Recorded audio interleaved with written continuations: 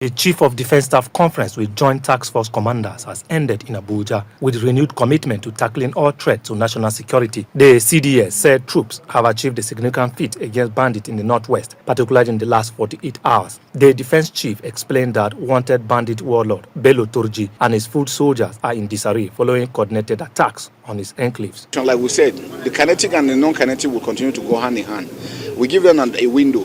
It's either you surrender or we take you out. The choice is theirs. And you can see some of them have seen reason and are dropping arms, releasing all prisoners that are with them. We'll continue to maintain momentum until we have peace. Earlier, the service chiefs highlighted some of the challenges and efforts to tackle insecurity in the country. To close this conference, we must come to terms that the contemporary counter-terrorism and counter-insurgency operations are executed almost at the same time as single service, joint and combined operations.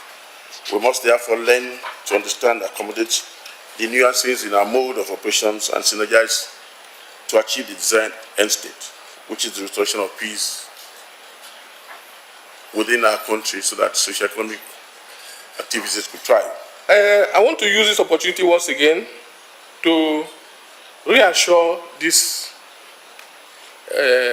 gathering that we remain committed, we remain devoted to carrying out our statutory mandate. And as the bandits, as the insurgents, as the vandals keep on bringing new tactics, we will keep on also reorganizing and changing our tactics in order to put them on the run. The conference emphasized the need for all commanders to build community resilience. Breaking news: tension in Nigeria as terrorists, bandits dislodge Nigerian army, capture soldiers and take over Mate Council area in Borno State. Good morning, good afternoon, good evening, wonderful people also freedom all over the world. Wherever you're joining us from today, you're highly welcome to this wonderful YouTube platform. Please make sure you share this video to as many groups and platforms as possible and make it go viral. Yes, it don't happen because as the matter they be, we don't hear the matter will happen for the Zoological Republic of Animal Kingdom, Nigeria, over waiting we go call a total disaster for the zoo government and the zoo army. Now, the real bandits, the real terrorists, no be these people will be say they carry innocent people. They call them bandits. The real bandits don't attack the zoo army.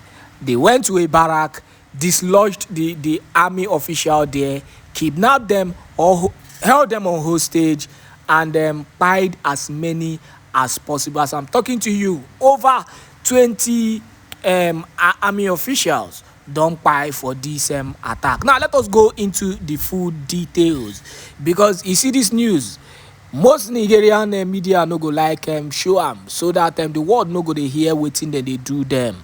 Now, the news platform reports that suspected fighters of or bandits have taken full control of Mate local government area of Borno State after overpowering the Nigerian troops in a brazen attack that happened over the last weekend.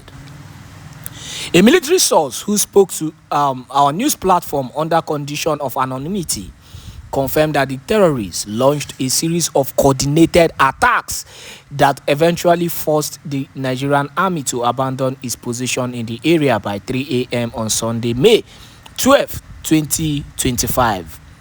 Confirmed information received from the inner source indicated that Mate had been dislodged after intermittent attacks, and the military personnel were finally dislodged at 3 a.m. of 12th May 2025. Many soldiers, unspecified numbers, were captured and many has deserted. The ones that runs towards Kpai are currently at the 24th Task Force Brigade. The bandits have taken over Mate. All gunshots were heard in Kpai, and the Nigerian Air Force were seen hovering the general area. Numbers of casualties unspecified yet, the source said. The fall of Mate, a strategic local government in the Lake Chad axis marks another major setback for the Nigerian military, which has long struggled to contain the decade-long insurgency in the northeast. The town has changed hands multiple times in recent years, becoming a symbolic and tactical prize for both bandits and terrorist government forces. Sahara reporters had also reported how scores of Nigerian soldiers were killed after the base of the Nigerian army in Borno State came under BH attack. The terrorists invaded the base of the 153 Task Force Battalion in Mate local government area of the state on Saturday night, dislodging the troops. During the attack, the gunmen reportedly burnt armored tanks and made away with ammunition, sources said. There was another BH dislodgement in Mate 153 TF Battalion on Saturday night. So many of our men were feared dead, as we already lost communication with the base since the attack. One of the sources, a major in the army, had told Sahara reporters. The 153rd Task Force Battalion in Borno, Nigeria, has been involved in several incidents with BH, including ambushes and recaptures of strategic locations like Mate. This comes a few weeks after 22 soldiers, including a commander, were killed in an attack at a military base in Malam Fataru at Abadam local government area of Borno State. For over a decade, Nigeria has been locked in a brutal conflict with insurgent group operating primarily in the country's northeast region. Now, this is the series of attack the Zoo government has actually had. The soldiers have had in recent times. This is just a matter of within few days. These people have been attacked severally. Over two army bases being taken. And yet, the Zoo are not saying anything about this. They are not putting their focus in fighting this.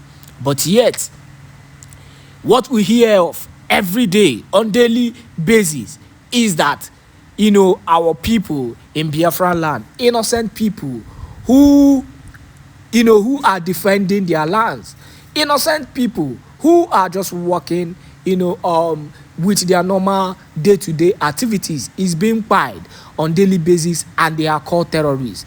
Look at the Zoo calling the IPOB a terrorist group, but look at the main terrorist who is making sure that they give these people woto. Yet nobody is saying anything about it. Now, this is the kind of country we live in. These are the real bandits. Look at the way they are attacking people that have their own private jets. If you know the kind of ammunitions these people use. But the funniest thing is that with facts being shown over and over again, and these facts have proven that the Zoo army know what is actually causing these insurgents, because they are still part of the game plan. Now, my major problem is that we know that this is a kind of international terrorism that other countries are involved in. Now, thank God for what US was able to do, in as much as they are denying the fact.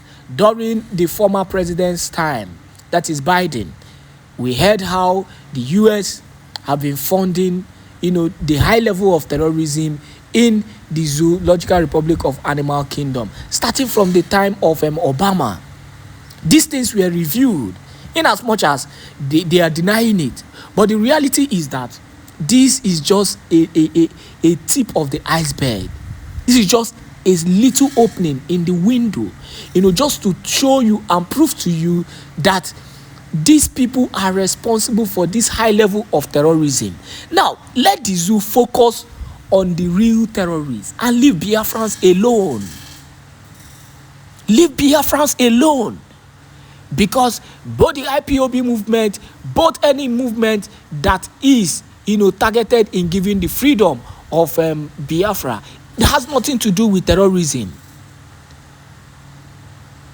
Biafran cessation is not anything that has to do with terrorism. It's a fact.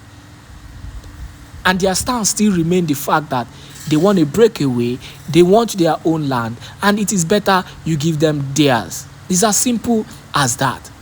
But the information coming to us is that Woto has happened and has continued to happen in Zoo army, because these people have continued to buy our people. Let them focus on what is buying them and leave our people alone. That's all it be for my mouth today. Thank you once again for joining us on this wonderful YouTube platform. Enjoy other news that we'll be bringing to you.